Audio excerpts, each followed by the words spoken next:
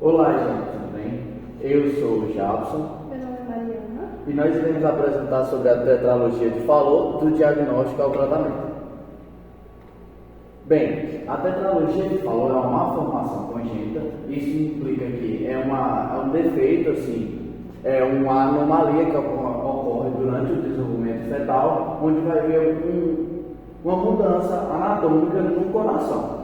Bem, o diagnóstico da tetralogia de Fallot é realizado durante o pré-natal até o primeiro ano de vida por meio da ecocardiografia, que é um exame realizado que nos permite enxergar as estruturas anatômicas do coração. Durante o exame físico geral, a posição de cócoras, geralmente, se a criança ficar na posição de cócoras, isso alivia a hipoxia generalizada. O que é isso? É a diminuição do retorno venoso. Se ela geralmente sente um alívio, sente uma diminuição da pressão, assim, nos vasos sanguíneos, essas coisas, isso pode ser um indicativo de uma cardiopatia congênita cianótica, que muitas das vezes está associada com a tetralogia de Fallot. Então, isso é um tópico importante para ser associado à posição de cócoras na criança com a tetralogia de Fallot. O tratamento. Bem, as medidas de alívio rápido e cirurgia corretiva são as mais indicadas. Uma cirurgia de alívio rápido é o procedimento paliativo Ballock-Towson, que foi uma cirurgia criada no ano de 1940 para poder corrigir variações anatômicas do coração e para poder ajudar na circulação sistêmica pulmonar. Mas a mais indicada é a cirurgia corretiva, onde vai corrigir todas as 4 anomalias cardíacas que temos no coração. Bem, se o diagnóstico dessa tetralogia de Fallot foi feita mais precocemente, ela é mais fácil de ser resolvida. Faz a cirurgia na criança e tal. Agora, se ela for diagnosticada muito tarde, ela pode trazer um prognóstico ruim. Ou seja, 30% dos pacientes afetados e não operados morrem no primeiro ano de vida. Então, esse é um tópico importante a se pensar.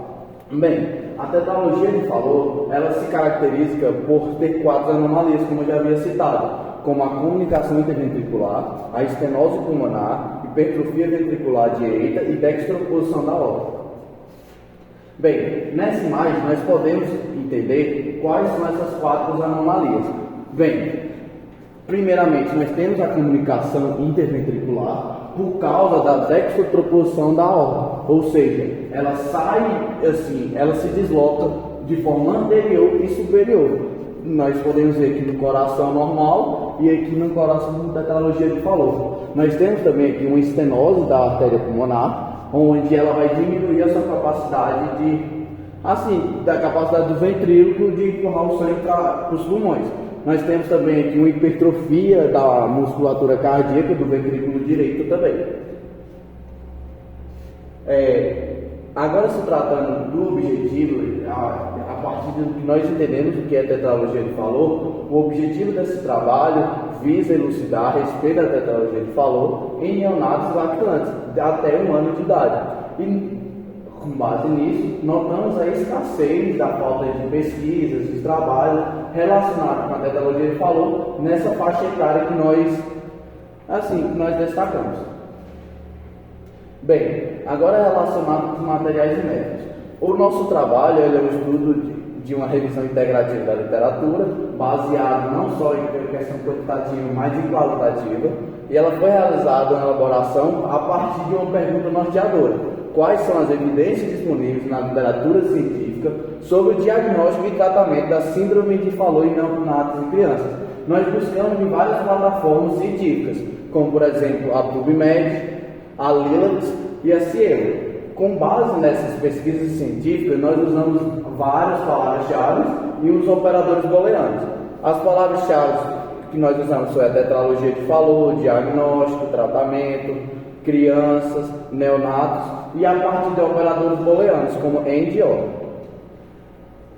Nesse sentido, nós usamos critérios também de inclusão de revisão sistemática, tanto na língua portuguesa quanto na língua inglesa, e a partir do ano 2000. E essa primeira seleção de dados foi feita através da leitura do título, da leitura da íntegra, dos resumos, e também nós excluímos aqueles que não nos condiz, sabe? aquele que abordava outras patologias, aquele que não estava incluso na nossa relação do nosso trabalho.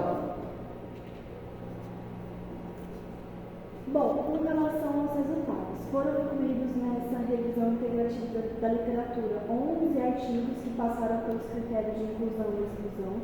Um artigo foi retirado da plataforma Linux, 2 artigos do PubMed e 8 artigos foram retirados da plataforma CIE. 8 artigos trataram exclusivamente da técnica cirúrgica corretiva que a tetralogite falou. 2 artigos associaram a ação medicamentosa e as técnicas cirúrgicas, e um artigo trouxe a histologia das fibras cardíacas dos portadores da tetralogite falou.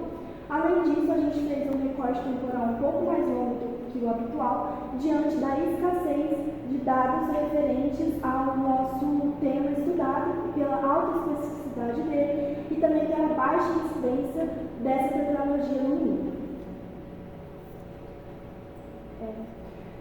Então, em relação à histologia da tetralogite falou, nós percebemos que as fibras cardíacas elas apresentam-se de uma forma desorganizada, e isso explica a hipertrofia ventricular direita, característica dessa tetralogia, principalmente na região do infundíbulo. Nós temos um acúmulo de colágeno na via de saída do ventrículo direito, o que faz com que as funções cardíacas elas fiquem um pouco mais limitadas. Em relação às técnicas cirúrgicas, aqui a gente trouxe um fluxograma prisma e eu queria falar que, primeiramente, 40 artigos foram eleitos a partir dos operadores booleanos, mas só 11 entraram nos nossos critérios de inclusão e exclusão que foram usados para o nosso presente artigo. Em relação às técnicas cirúrgicas, nós temos 2, a Blalock Calcium e a cirurgia corretiva intracardíaca com circulação extracorpórea. A primeira técnica ela apresenta algumas desvantagens, porque ela foi associada com prejuízos respiratórios como a insuficiência respiratória e também com um aumento da carga de trabalho do ventrículo esquerdo, que leva a futuras disarritmias desse ventrículo. Já a segunda técnica, ela apresenta-se de forma mais vantajosa, porque ela tem uma menor morbidade e uma menor mortalidade, porque os acidentes relacionados a ela foram acidentes renais que não estavam associados à técnica cirúrgica, mas sim a tetralogite falou. Nós também trouxemos o uso de um enxerto chamado novo enxerto descentralizado, que nada mais é do que um componente monocúspide bovino, que ele apresenta algumas vantagens em relação ao tradicionalmente usado, que é o enxerto criopreservado. Isso acontece porque ele vai ter uma menor resposta imunológica e também uma boa função da válvula pulmonar a longo e médio prazo. Nós também trouxemos o uso de algumas medicações, que foi a medicação agonista alfa-2 adrenérgica, que ela é usada na terapia intensiva para controle da ventilação pulmonar e de pacientes entubados.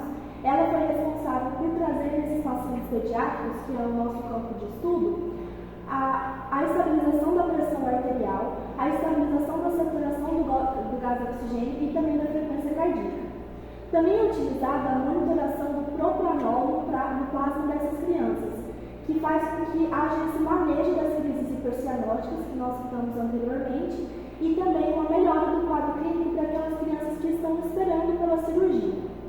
Por fim, o objetivo desse estudo é selecionar a idade ideal para que esses portadores da tetralogite falou sejam submetidos à cirurgia. Após a leitura na íntegra desses 11 artigos, nós concluímos que, quando os sintomas são brandos e não afetam a qualidade de vida do indivíduo, a idade ideal é entre 3 a 6 meses de idade. Porém, quando tem uma grave sintomatologia que faz com que esse paciente tenha frequentes crises hipercianóticas, que é o principal sintoma da tetralogia, a cirurgia deve ser realizada precocemente, para que não haja danos neurológicos, funcionais e cardíacos naquele paciente. O objetivo principal da cirurgia é justamente fazer com que haja uma minimização dos desdobramentos da tetralogite falou na vida adulta. Bem, com base nisso que foi citado, nós entendemos que quanto mais precocemente for realizada a cirurgia ou os tratamentos, nós podemos assim, diminuir os riscos fisiopatológicos nas pessoas com tetralogia de Fallot. Isso aqui foi o nosso trabalho e aqui estamos nas nossas referências agora.